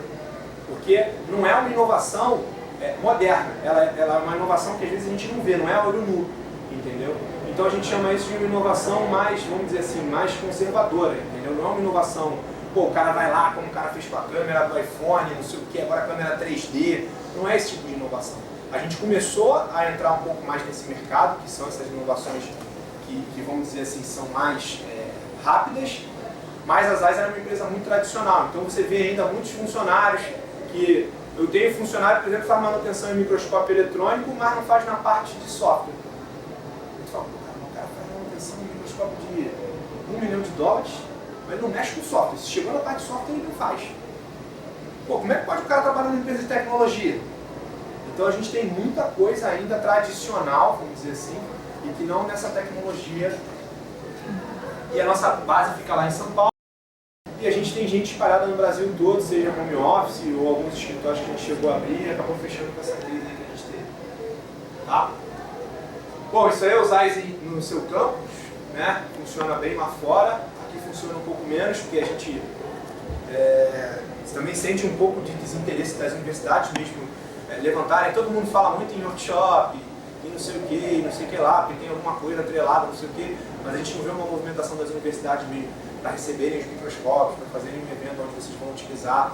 A gente já está quebrando esse paradigma, eu vou mostrar aqui na frente, tem algumas iniciativas que a gente tem feito no Instituto DOR, por exemplo, alguns institutos, que é sempre aquela história, né? Se tem uma parte um pouco privada, o cara tem interesse no crescimento. Quando tem um pouco na parte pública, não posso fazer isso, porque se eu fizer isso, aí tá fazendo para a empresa, aí eu estou me treinando na empresa, aí fica o cachorro atrás do rabo ali, né? Nunca consegue chegar a final. E aí vocês não têm acesso às coisas, e aí a gente vê que no Brasil isso não funciona muito bem. Lá fora funciona a gente direto. Eu percebo pelo Yammer aqui, hoje a gente estava na universidade tal, ensinando com os alunos não sei o quê. E aqui no Brasil a gente não vê muito isso, né? E o que a ZAIS fornece, na verdade? Ela não fornece dinheiro, que é como a maioria das pessoas pede para workshop. Ela fornece os equipamentos, fornece os especialistas, que é o que a gente quer investir. A gente não quer investir, o cara ligar para a gente e falar, vou fazer um workshop, aí você tem que pagar 25 mil reais, não sei o quê. Isso ela não quer fazer, ela quer investir, colocar um microscópio, colocar o pessoal fazendo. Tá? E aí o que a gente já viu aqui no Brasil? Esse aqui foram alguns que eu participei, as ZAIS tem outros, maiores, mas esse aqui eu posso falar com particularidade. A gente fez um projeto lá na Escola da Manhã, ali do lado da Maré, ali naquela comunidade. O pessoal do IDOR, a gente levou os microscópios lá para dentro, com autorização de quem tinha que ter. E aí, cara, foi impressionante, assim, as pessoas falando assim que nunca tinham visto coisas tão interessantes. Os meninos corriam lá para fora, pegavam mosca, pegavam formiga, e aí colocavam no microscópio, uma coisa assim sensacional. Pessoas mais idosas, entendeu? Foi um negócio super legal. Onde a gente nada mais fez do que dar pessoal e microscópio, que é o que a gente tem, entendeu? A gente agora tem uma exposição, ela está aberta no Museu do Amanhã, a gente está tentando fazer uma coisa mais legal, como eu vi, por exemplo, lá no Museu de História Natural em Nova York. Tem uma exposição lá, vocês vão no Museu do Amanhã, tem um hall no segundo andar, à esquerda, subiu a escada à esquerda, onde vocês vão ver várias imagens de microscópio que a ZAIS está patrocinando. E aí a gente vai avançar nessa iniciativa e a gente vai colocar 2 microscópios lá para que as pessoas possam utilizar. E a gente também vai colocar algumas amostras que sejam interessantes. Por exemplo, vou falar uma aqui legal. Outro dia um amigo meu falou assim, isso aqui é um esferolito. Eu me lembrava lá do Chapolin. E aí a pessoa ficou falando, não, isso aqui é uma pedra lunar, veio de fora. Então a gente tem alguns exemplos assim, interessantes que a gente quer colocar lá para que as pessoas se interessem pelos microscópios. O meu filho, obviamente, quando ele viu lá fora, ele ficou mega interessado, porque sabe que eu trabalho. Mas eu acho que a gente pode ter muito interesse das pessoas que visualizem isso. Eu já vi muita coisa interessante que eu gosto. Esse, por exemplo, foi um dos que eu achei super legais. Então a gente está lá no Museu da Manhã, provavelmente no mês que vem a gente deve estar colocando 2 microscópios lá também, que as pessoas vão ter acesso, vão manusear. E a gente agora fez um processo com escola pública, iniciativa de um professor. E a gente doou meio que metade de um microscópio que estava querendo comprar, para que os alunos pudessem ter acesso, etc., fazer algumas iniciativas. São coisas pequenas, mas isso aqui são coisas envolvidas comigo, Elise, gerente regional, a minha parte. Tem coisas maiores, que envolvem fundações, etc. Às vezes tem fundação ligada lá com a fundação do Bill Gates na África, blá blá blá blá blá blá, tem um monte de coisa. Só que a gente sempre falava disso e a pessoa falava assim, mas eu não vejo aqui no Brasil, né? Não está perto, eu não consigo visualizar isso. Então eu sempre trago coisas que vocês possam visualizar e que é feita no Brasil. Tá? Coisas que se vocês no futuro quiserem se engajar, as empresas apoiam, gente. Hoje lá no LinkedIn, se você olhar, aparece lá a experiência com projetos sociais. Tá? Então isso é uma das coisas. Bom, esse é o nosso portfólio, é tudo que eu trabalho. Aqui a gente tem microscópios que começam em R$5.000 até R$5 milhões, já vendidos aqui no Brasil. Tá? E aí, cada microscópio desse pode ter uma aplicação, uma técnica, ou seja, eu trabalho mais ou menos, se eu fosse juntar todas as peças desse negócio, dá quase 10 mil peças que eu posso configurar em um microscópio. Então a gente tem microscópio para ver quase tudo que vocês possam imaginar. Né? A gente tem microscópio, por exemplo, vou citar algumas coisas engraçadas, a gente teve lá no Inmetro, agora está montando uma rede forense, e que eles vão capacitar todas as polícias, né? Uma série de pesquisas que se fazem. Então, por exemplo, eles querem fazer documentoscopia para saber se o cara está falsificando, carteira, etc, não sei o quê. E aí a gente faz alguns testes que são legais, mas, por exemplo, você pega um papel, aí você passa uma caneta, faz uma cruz. E aí eles brincam com a gente, né? Tenta identificar qual foi a cruz, que o risco que está por cima ou por baixo. Então a gente faz análise nesse sentido, entendeu? Auxilia nesse sentido. E vários outros. Casos, por exemplo, casos recentes que vocês observaram de polícia científica, falando de polícia científica de São Paulo, a polícia científica de São Paulo tem equipamentos nossos. A gente manda, às vezes, alguns especialistas nossos em microscopia para ajudar a resolver alguns casos. O cara assina lá um termo de compromisso de que ele não vai estar divulgando nada e ele auxilia com a ajuda de alguns dos casos que tem em São Paulo. A gente tem análise de rocha, análise de células, como vocês veem muito. Ou seja, o microscópio ele pode ser utilizado para tudo, análise de tinta. Então, ou seja, o mercado é muito... E essa é a parte legal. Análise, por exemplo, de pedras preciosas, de gemologia. A gente começa a descobrir um monte de coisa. Eu me lembro quando eu era mais jovem, né, quando eu entrei nas AIS, uma vez o pesquisador me ligou e falou assim, Elise, eu queria analisar poliuretano. Eu falei assim, legal. Tá bom. Eu falei, puta, como é que eu vou fazer? Vou ligar, vou perguntar para as pessoas o que é poliuretano? E aí é quando você começa a pesquisar, a buscar as informações, se tornar assim um pouco mais, ao invés de, vamos dizer assim, vertical, você começa a se horizontalizar, sabe? Você começa a olhar para todos os lados, entendeu? Tudo pode ser uma oportunidade. E aí eu comecei a visualizar, comecei a achar mercados muito legais, a gente descobriu muito novos mercados, como cervejaria, por exemplo. Então são mercados que a gente tem, assim, café. Então a gente, na crise, a gente começou a olhar um monte de mercado que não tinha nada a ver. Cosmético, a L'Oréal, gente, mega gigante, crescendo. Se for uma coisa que o pessoal gosta, aplique a vaga. Mulheres, a L'Oréal se amarra em contratar mulher. Assim, é uma das virtudes da L'Oréal, ter várias mulheres. Assim, você vê, você chega numa empresa, né, até é engraçado, é legal ver isso. Você vê numa empresa, você olha aqueles carros assim, né, estacionados, são sempre do diretor. Você vai na L'Oréal, é das diretoras, das gerentes, né? Então, assim, é super interessante, porque as reuniões são sempre com mulheres. Né? E aí a gente estava acostumado, porque às vezes é uma empresa que trabalha na indústria, aquela coisa da indústria, né? Vai reunião lá, o cara com aquela botona, tudo não sei o que. Não, você vai ter reunião hoje com mulheres, né? Que cuidam da beleza, que também querem que você chegue de uma forma diferente, que não aquela forma da indústria, como a gente fala, machista, né? Porque a indústria é muito machista, né? A indústria, por exemplo, a indústria automotiva, quando você vai na indústria super machista, ainda vê muito isso, né? E aí você já vê empresas como essa inovando bastante na modalidade das pessoas, sabe? Eu me via muito assim, às vezes eu gostava de ter a barba maior, assim, aí queria deixar a barba maior, aí falava assim, pô, mas como é que eu vou deixar a barba maior e trabalhar? Aí eu comecei a ver as pessoas deixando. Sabe? Você tem que dar uma cuidada e a barba não vai dizer nada pra você. Só que assim, a gente via muito isso há 15 anos atrás, os físicos que entravam tinham dificuldade, por quê? Porque o cara que era físico, não sei o que, não estava preocupado com a fisionomia dele, o pessoal falava para ele, não, você tem que estar preocupado com a tua fisionomia, porque se você não fizer a primeira impressão... E aí começou a mudar, e aí foi quando foi começando a ficar super legal, sabe? Porque aí começou a ter espaço para todo mundo. E aí você fala assim, pô, cara, eu posso ser um pouco mais eu. Porque as pessoas, elas ficavam tendo que copiar sempre as outras pessoas, o seu chefe, o seu role model, né? Ficava sempre tendo que copiar o seu role model e não podia ser nunca elas, entendeu? Às vezes o cara gostava de um negócio que era diferente daquilo ali. Aí você chegava lá numa festa, tava tocando uma música, o cara não podia falar gostava de um rock. Porque ele ia ser diferente, né? Aí não, tem que achar MPB tudo de bom. Então, assim, doido pra ouvir um rock and roll e MPB, bom. Né? O cara ia lá pra fazer, eu vejo gente, muito tempo trabalhando com isso. Você ia lá, aí fazia um jantar. Aí você fazia um jantar, aí vou comprar aquela comida para as pessoas. A pessoa não comia. Um monte de gordinho não comia. Aí tu fala assim, pô, tu não come? Ah, tá de brincadeira. Essa barriga apareceu aí como? Tá doido? É lógico que tu come, mas tu tá aqui, você tem que comer. Só que é lógico, você não vai comer igual o Fred Flintstone, né? Mas você vai comer. Você tem que participar. A participação é essa. E eu vou dizer, Ida, a gente viu muito isso, eu vi muito isso nas empresas, até com questões de bebida. Né? Então, por exemplo, as empresas às vezes faziam festas, começaram a cortar porque as pessoas exageravam. Parecia ao contrário, né, da comida. Aí via bebida, parecia que ia beber naquele dia, tudo que não tinha bebido no ano todo. Aí, pix, rapaz, que eu já vi. Tinha gente que falava pro chefe coisa que não teve coragem de falar o ano inteiro. Então não era lugar para fazer. Você tá entendendo? Então as pessoas, elas tiveram que cuidar.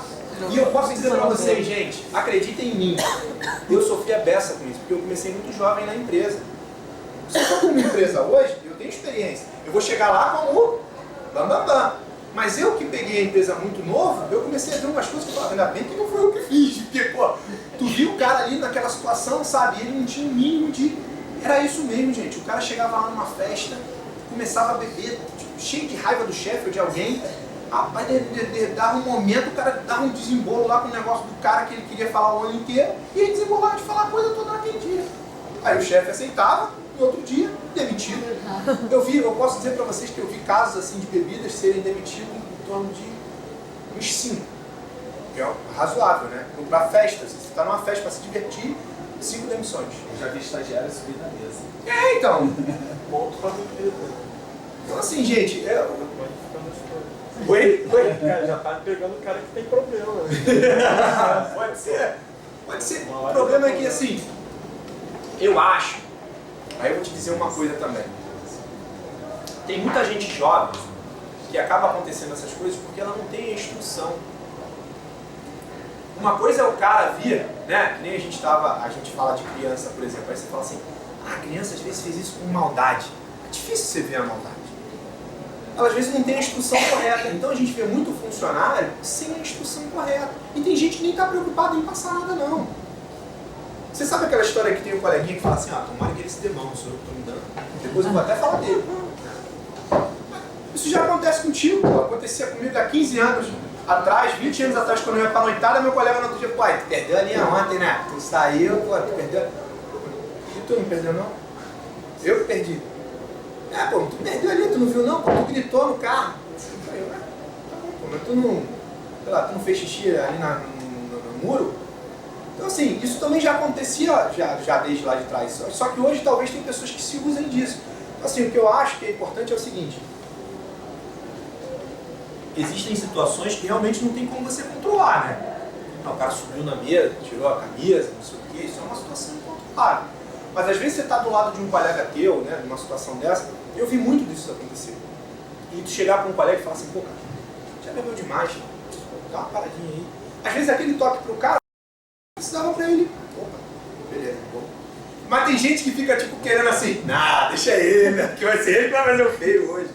Então a gente vê muito isso nas empresas também. Por isso que as empresas elas começaram a buscar muito esse que eles chamam, esse diferente, é o chefe que você vai seguir. Então, por exemplo, o chefe que você vai seguir, como é que ele funciona hoje em dia? É um cara que faz atividade, que faz esporte, ele tem que ter uma aparência, vamos dizer assim, você diga assim, poxa, eu queria ser parecido com esse cara. Não, eu quero ser igual ao cara, mas eu queria fazer coisas boas como esse cara faz.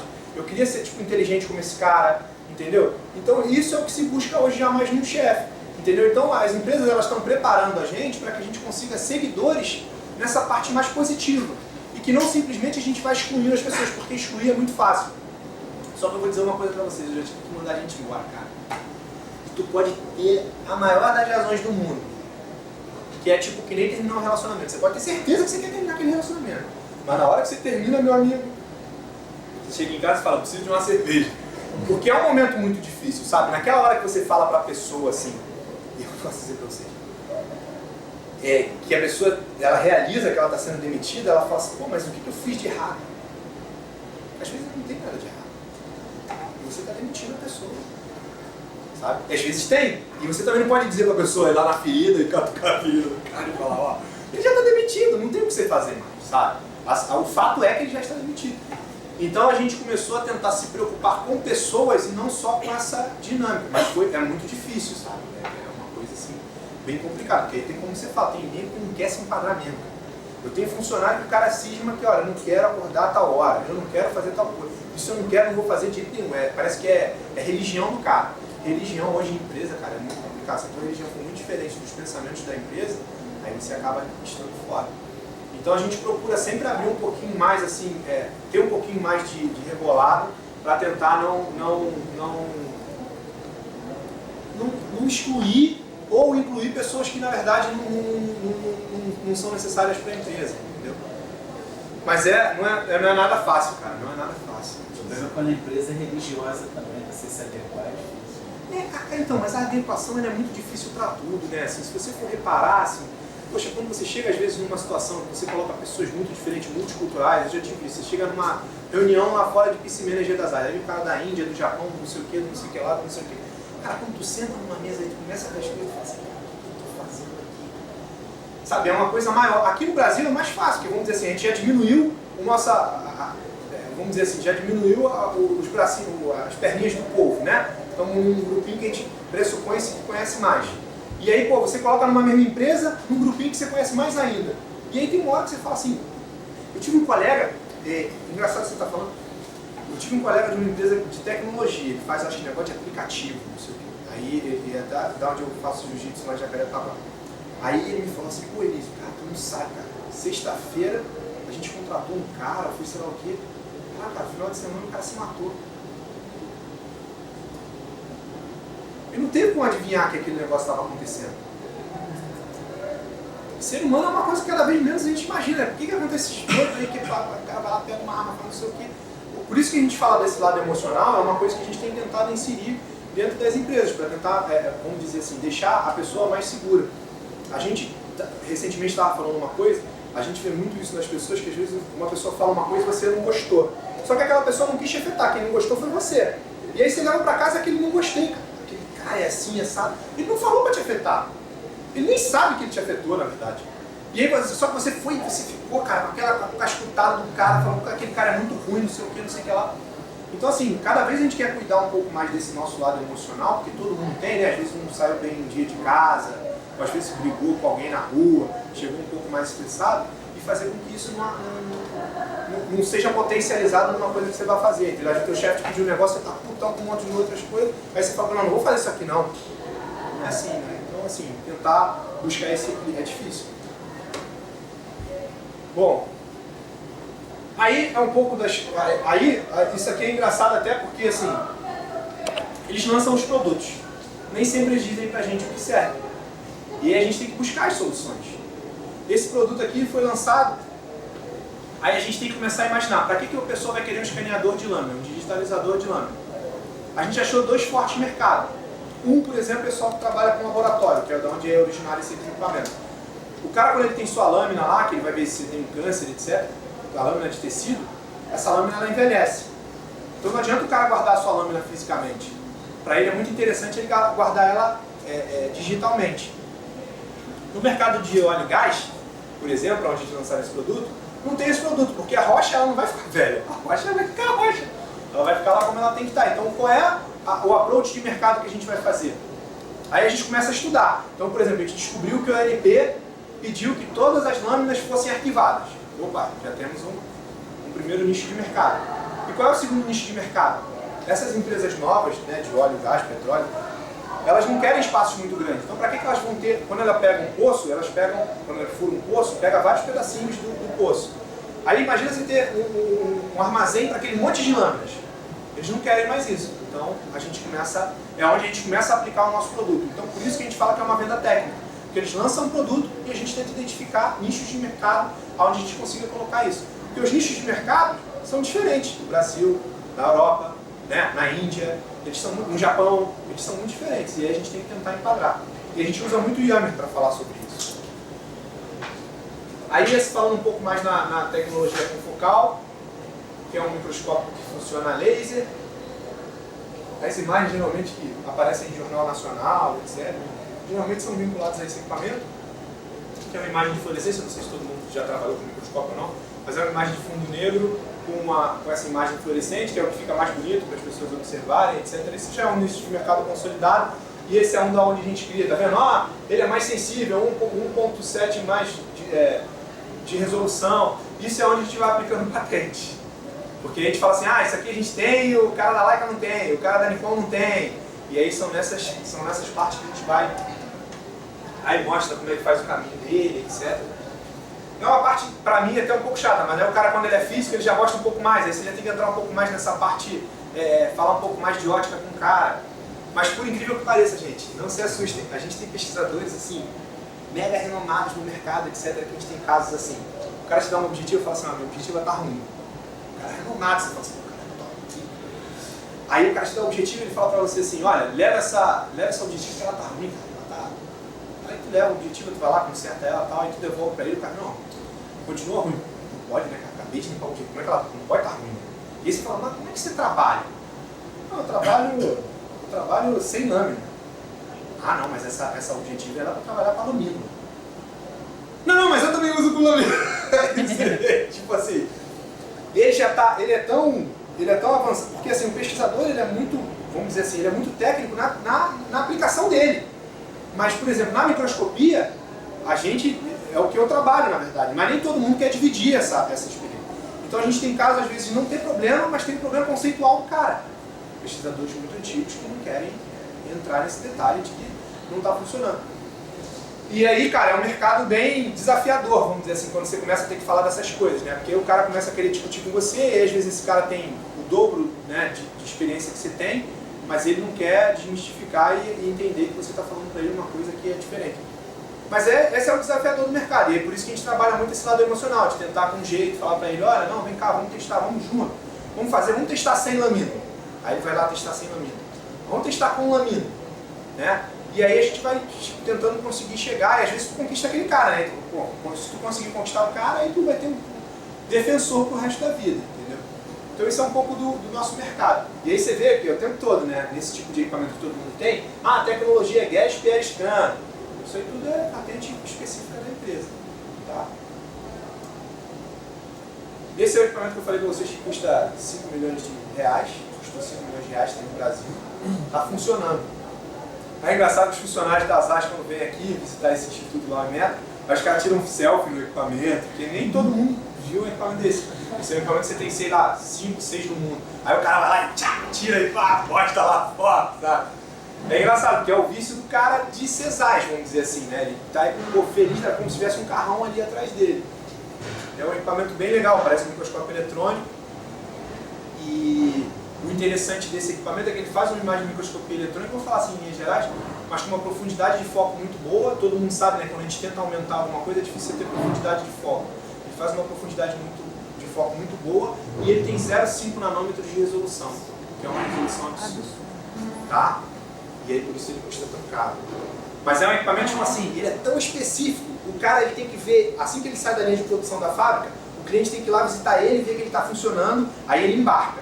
Aí ele embarca e tem o seguro dele. Quando ele chega aqui, quando monta, o pesquisador tem que fazer o mesmo teste que ele fez lá fora. Porque se deu algum problema no meio do caminho, a seguradora tem que pagar, não sei o que, então é toda uma logística para que você consiga um equipamento desse chegar no Brasil.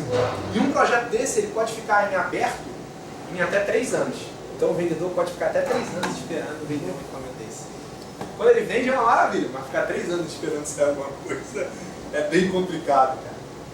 Esse é um equipamento que é uma da parte das digitalizações que a ZAS está tentando, então ele tem um monitorzinho que é touch, mas aí quando você olha para ele, o equipamento, ele nem parece um microscópio. E aí os microscopistas falam assim, isso aí não serve para mim. Então isso é uma eterna briga de empresas que trabalham com essa tecnologia que eu estou falando para vocês, que é a tecnologia, vamos dizer assim, mais old school, né?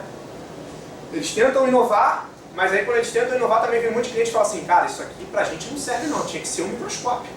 Aí tu fala, mas é um microscópio. Aí o cara fala, pra mim não serve. E aí, mas existe um mercado muito bom, esse é um equipamento que tem vendido bastante esse ano, por exemplo, a gente chegou a vender 5 dele. Mas aí já é um equipamentinho mais barato, 50 mil, 60 mil euros. O que pra gente é razoavelmente trivial, assim, é um projeto tranquilo, entendeu? E isso é uma das coisas também. Eu antigamente eu ficava pensando assim, caraca, ele vendeu um negócio que custa o preço de um carro.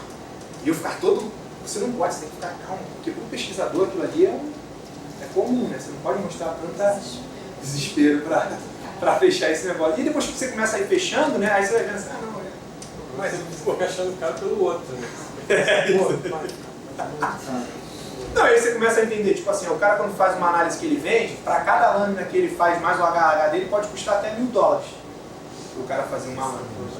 Dependendo do HH do cara, se o cara é muito bom, tá? Mas esse aqui ele é legal. Esse aqui que a gente levou até pro pessoal lá da Polícia Forense, lá do Neto lá que está fazendo esse projeto. Ele é bem legal, ele é todo motorizado. Esses são alguns dos nossos clientes globais aí que a gente trabalha, que a gente visita. Então são empresas. Eu posso dizer para vocês, cara, a ZAS era uma marca tão legal que às vezes a gente se vê ligando com um cliente assim, tipo assim, a Ford lá em Goiânia, né? Que faz aquele Jeep que está vendendo pra caramba agora. Ford não, perdão, Goiânia é Fiat Cryo. É esse Jeepinho que tem agora aí. Aí eles têm uma fabricazinha lá, e sempre que a gente liga, G da ZAS, liga lá pro controle de qualidade dele, ele já não, vem aí. Então assim, eles se conectam, sabe? O cara quando ele trabalha com uma determinada tecnologia que ele conhece, aquilo ali vai te abrindo porta, sabe? Aí você vai podendo ligar para a empresa e falar, eu sou o fulano da empresa tal. Aí geralmente você consegue uma visita, o que é bem legal. E aí você consegue visitar empresas, por exemplo, eu já visitei, eu citei aqui exemplo, Casa da Moeda, então são lugares assim que você vai visitar e você fala assim, nossa, que legal, muito mais de que fosse assim e tal. A Gastern, né? Assim, empresas que são, eu fui mineradoras, então tu vê aqueles caminhõezinhos que tem aquelas rodas que são maiores do que eu. Então são coisas assim que eu achei bem legal. Teve essa que eu fui muito longe, na Irlândia do Norte. Então foi uma coisa engraçada, que eu não fazia ideia do que era a Irlândia do Norte, né? Então eu falei para os caras, não, então reserva um carro para mim e tal, você vai descer em Marabá, reserva um carro, pega o carro e tal. Aí eles reservaram um carro básico, né? Aí eu liguei pro pessoal e falei, então, eu queria o endereço aí de vocês para eu poder ir para aí de carro. Ele falou, ué, como é que você tá vindo para cá? Não, eu aluguei um carro assim, você tá maluco, cara, a estrada para cá é estrada de terra. Eu nem sabia, só vai estrada de terra, só pode ir de 4x4. Tem que ser carro deles. Aí você reserva um transporte, o cara vai lá para te buscar para você poder ir lá fazer o serviço. Então você começa a descobrir um monte de coisa assim, que é legal, assim, sabe? Você começar a visitar. Aí quando você vai visitando outros centros, até em outros países, você fala, poxa, legal, porque eu conheço um pouco dessa parte e tal. E aí, assim, para mim começou a ser bastante interessante. A Volks tem aqui no Brasil, né? Essas são algumas empresas em mineralogia, mas tem a Vale, tem algumas universidades. São empresas que a gente faz parceria, presta serviço, tem um monte. Essa é para onde a gente está indo, né? Então a gente já vê hoje microscópios para aluno. Quem trabalhou com microscópio no passado vai começar a mudar isso. Então hoje o teu professor te disponibiliza um microscópio com uma câmera, você consegue baixar por enquanto pelo iPhone. Você baixa lá pelo teu iPhone o teu programa, você salva as tuas imagens, você faz a tua imagem do jeito que você quiser, leva para a tua casa já no teu telefone, no teu iPad. Que é mega inovador. Antigamente você tinha que ir lá no computador da universidade, pegar uma senha, não sei o que, o professor ficar, será que ele pode ter tempo, pode e tal. Hoje essa coisa virou digital e sem fio, né? Então ele funciona por wireless, tem rede wireless em volta ali do microscópio também. Deixa o microscópio dos alunos, aqui no Brasil ainda não é a nossa realidade, mas a gente está batalhando para que isso chegue. Já tem o Senai, por exemplo, já começou a inovar um pouco nessa área. Oi? Salva a imagem. E você baixa gratuito, então, ou seja, qualquer aluno pode ter o seu, entendeu? Entra lá na EcoStore, baixa gratuito, você tem a sua imagem, faz a sua medida, não precisa mais ficar enchendo o saco do professor nem de nada. Faz a tua coisa. Pena que por enquanto, é como eu digo sempre, né? Algumas coisas ainda não são homologadas para o Brasil, porque depende do governo, não sei o que, Embratel, sei lá, não sei o que. Aí não é tudo, é só por enquanto na Apple, né? Mas a gente está vendo já uma mudança, isso é para um olhar de futuro, na verdade. Mas a gente já vê isso bem melhor do que era antes, né? Para quem começou a eu vi a troca como era antes. Se você fotografar uma imagem de microscopia com um filme antigo, às vezes o cara ia lá, gastava um maior tempo, fotografava um monte de coisa interessante que ele só podia fazer o experimento uma vez. Aí se desse algum problema naquele filme, na revelação, ele perdia aquelas fotos todinha. Então, para quem já trabalhou com microscopia no passado, sabe a dificuldade. Ou exemplos assim, cara, tive uma então, cara, a menina, que a gente ficou amigo depois. Ela fez lá a tese dela de doutorado, não sei o que, eu tava chegando, aí vi como é que ela tava fazendo as medidas dela, todas as medidas dela erradas, todas, a tese dela inteira. Ela tava entregando a tese. Tudo errado, tudo errado. Aí a gente teve que pegar todas as imagens, refazer todas as imagens, fazer todas as medidas e conseguir colocar as medidas todas de novo. Porque senão a medida pra gente é uma coisa muito importante quando a gente fala de 0,5 nanômetros. Porque você vai falar, vou fazer uma pergunta para vocês aqui. Às vezes a gente não sabe, né? Eu falei aqui no início, se você olhar 10 anos para trás, 10 anos para frente, você pode ver muita coisa estranha lá atrás e você pode não ver muita coisa no futuro. Para quem estava lá no World Trade Center, 1 minuto era uma eternidade. Então isso é uma coisa que a gente se preocupa muito. Tempo e a própria medição. Então, por exemplo, quando a gente instala algum produto, que a gente entrega algum produto para um cliente, se você vai lá fazer uma calibração, uma teste, uma coisa é você testar para o cara na indústria que aquela chapa de metal dele, ela tem 10 micrômetros e não 10 milímetros. Talvez não faça muita diferença na vida dele. Outra coisa é na hora que você pega lá um pedacinho com câncer, você vai fazer a medida para o cara, você dizer para o cara que ele tem 1 micrômetro ou 10 micrômetros. Faz a diferença na vida de uma pessoa. Então, assim, a gente é muito preocupado quando a gente passa a informação ou quando a gente coloca um funcionário nosso fazendo um tipo de serviço, sabe?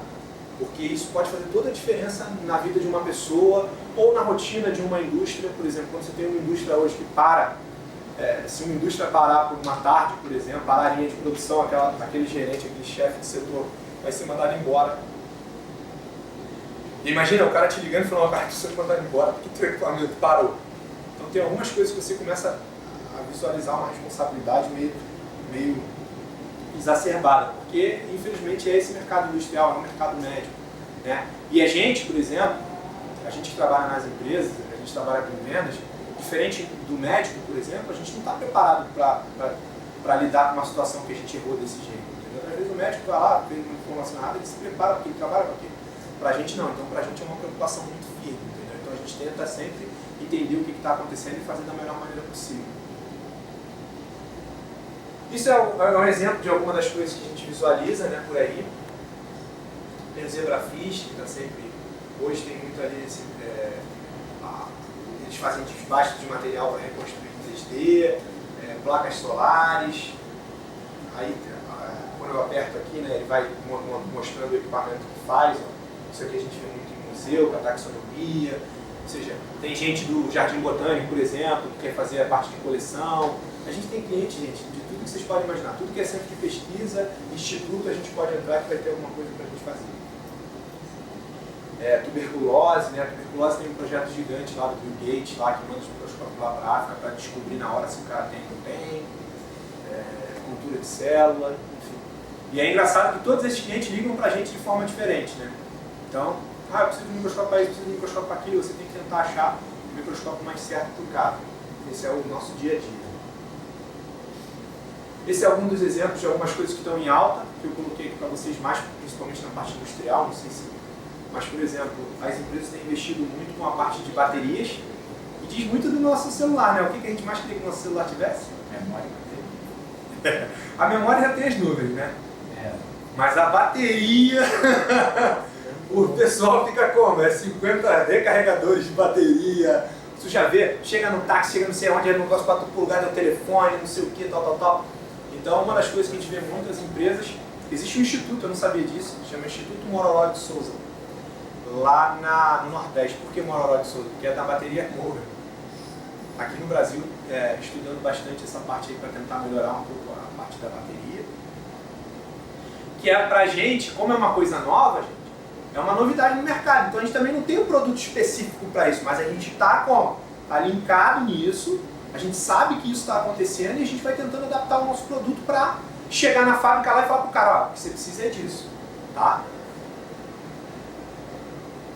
E aí, para finalizar, né, não quero mais tomar tempo de vocês, esse é um videozinho corporativo que eu vou mostrar para vocês, que mostra um pouquinho das divisões das AIs. Eu farei um pouco mais, logicamente, com bastante propriedade da minha divisão, e aqui vai falar um pouco mais do que você pode ver das AIs em outras divisões, tá? Deixa eu ver se eu aperto aqui, vai.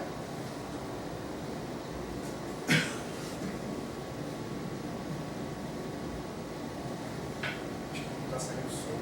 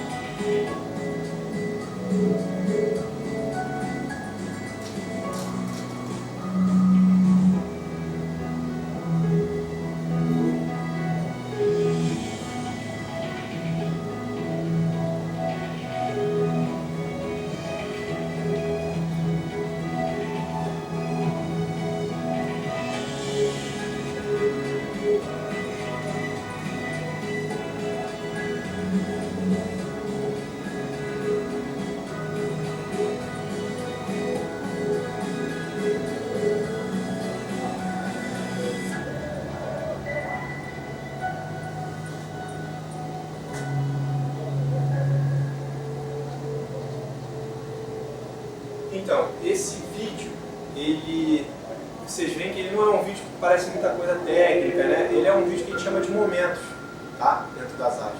Que é justamente para a gente não só linkar as pessoas que não conhecem as AIs, mas como para a gente linkar os funcionários.